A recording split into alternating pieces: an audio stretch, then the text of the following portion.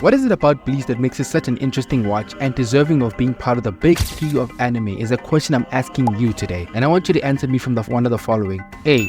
Is it the idea that you can swap our bodies from the physical into the spiritual realm and do battle with horrors and other greater evils of the alternate dimension, of which impacts have an effect on the physical realm? B. Is it the fact that you can wield incredible power through swords that can go from first stage Shikai and unleash your true power through a second stage called Bankai, and have the satisfaction of edging the fact that you were holding back to your opponent? C.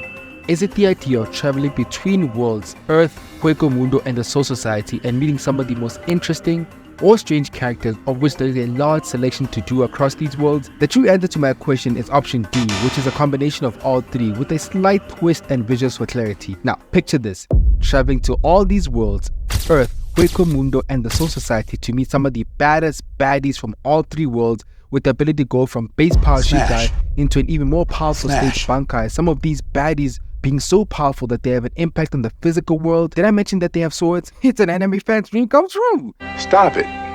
Get some help. Yes, ladies and gentlemen, it's the BBs, the Bleach bitches, and we've already gone over one of these, being Rangiku, the definition of stacked. So today we're going to be looking at the petite ice princess and sister to the Bleach version of Itachi, Rukia Kuchiki, and looking to see if she fulfills the following. Does she have the looks to make the people go? Does she have the brains to survive? Or is she just another pretty face but mentally inept and a vegetable? Does she have the kick-ass ability to be memorable, or is she just another useless Sakura figure? And ultimately, does she qualify to be the baddest? All this coming up next, starting off with body. Now, I'm expecting to receive a shit ton of flack for this one, but I recently made fun of Toothpick Kefla in one of my most recent videos, and I did not hold back. But you know what I'm about to say? Yeah, boy. I think that slender build Rukia is way better than slender build Kefla any day of the week.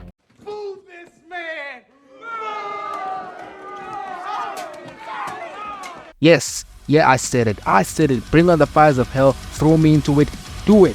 Look guys, I just think there's a whole elegance to Rukia's whole aesthetic, from the way she carries herself when she's going about her day to day, whether she's spending her day with Ichigo at school or whether she's fighting hollows.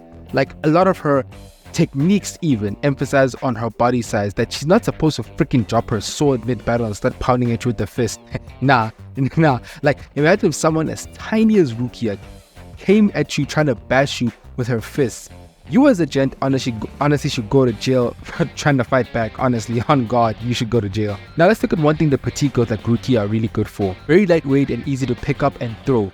Now, IRL, whenever I found myself in a relationship with someone who's Rukia's size, I found it quite adorable because these huns really be short and cute and all that shit, so much so that you could pick them up and toss them a few miles.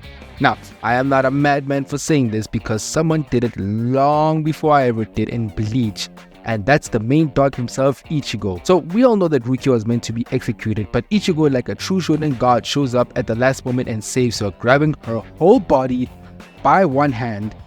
And then soon after, Renji arrives, but Ichigo already beat him to the Prince Charming saves the damsel in distress role. But Ichigo decides to do the most life-threatening thing. Bro told Renji to think fast and flung her with one arm. Yo, the face she made when she was about to crash though, yo, screenshot that shit, we mean it. And then she crashed into Renji, and the push force of that throw damages the ground. Bro, if it weren't for the power of anime and gag, Ichigo could have killed her, I swear. But because of the same power, she turned out alright. And this was honestly just highlighting and being funny at the fact that, you know, it's kind of cute that Rukia is, you know, tiny, light, and adorable. Now, with that being said, I guess we'll give her the 7.58 for body. Now moving right on to brains. Now ladies and gentlemen, we have to definitely put some respect on the short queen name for this segment, because many people IRL would have definitely folded given these circumstances. So let me preface by saying that at some point prior to meeting Ichigo, Rukia had this individual called Kayan who basically taught her about the value of camaraderie and how people never truly die as long as they live on in other people's hearts. Now, obviously, when someone has this kind of an impact on your existential viewpoint, you develop a soft spot for them that you'll never forget. Now, let's say you're a fucked up demon of a person called Sosuke freaking Aizen who experiments with hollows, and one of these hollows just so happens to possess this figure for your life, and you gotta kill him. Which is what Rukia had to do. She definitely walked away from that with trauma. That situation would fuck you up no matter how hard you are. Fortunately, her past will come back to haunt her during a mission to save Orihime with the others. So she ends up meeting with Aspar number 9, Areniro Aruri. Yeah, that mask-on thing that keeps playing with the auto-tune in its voice, and it leads her into a closed-off area to reveal itself to be Aya, and Rukia is shook. She is shook to see what's in front of her. So obviously the PTSD is rising and she's weak to a point where she would believe anything. And seeing this, Kayan starts cooking a whole bunch of nothing to sell to Rukia so she would let her guard down, of which she does, and almost gets herself the Kratos scar. Girl dodged an extra layer of physical trauma, because if that shit was added on to what she's already been through, yeah, nah, she would have been fucked for life, dog. That is just too much for the mind to handle. But she's mentally frozen, believing this poser when he says, Rukia, I was just joking, I'm just testing you. Until he makes a request saying if she wants to make up for his death, she needs to bring the heads of all of her friends. And Rukia finally smelled the cap and started fighting back with everything she had. Not that it was really doing much, until she eventually blew a hole in the building, noticing that he was a bitch when he came to the light. So she blows another hole after binding him, and he starts to melt, revealing to us that Aizen cut off his own testicles and placed them in a jar with preservation juice and gave them life. I beg your pardon? Yeah, nah, never mind that, I'm actually talking shit. So he returns to the dock and transforms and penetrates Rukia, pause, and it looks like she lost until she recalls everything that the actual Kayan taught her, and she draws more strength and points her broken sword at this nigga, and he, oh my god, stupidly lets her, and he gets impaled and dies. Bro, mind you, this Espada was actually stronger than Rukia, but out of a test of mental strength, she won the battle internally, which allowed her to win the battle externally. So that's a 7.5 out of 10. And finally into the badass, Ria the bad. Now this for me is one of the top 10 best moments in all of Bleach. If you thought Rukia came through on brains, she is bringing a 5-star meal of a show. Good eats right here. Because Rukia really hasn't had a proper win, or just hasn't been on top in Bleach. But damn, let's check it out. So from the jump, this disgusting long fingernail musty hand grabs Rukia and she pulls her arm away because she can feel the devil in that arm, and this punk looking floaty haired demon thing pulls up craving for Byakuya's attention. Jesus, I hate this nigga so bad, bro. Already through the anime alone, Asnot is one of the most repulsive things I've ever seen in an anime, so much so it raises some childhood trauma, because whenever I see this nigga, I'm reminded of the movie The Grudge and the spirit Kayako. But moving on. So this thing starts talking and it says, if I kill you, will the big boy Byakuya come out to play? And Rukia responds with, if you succeed, maybe.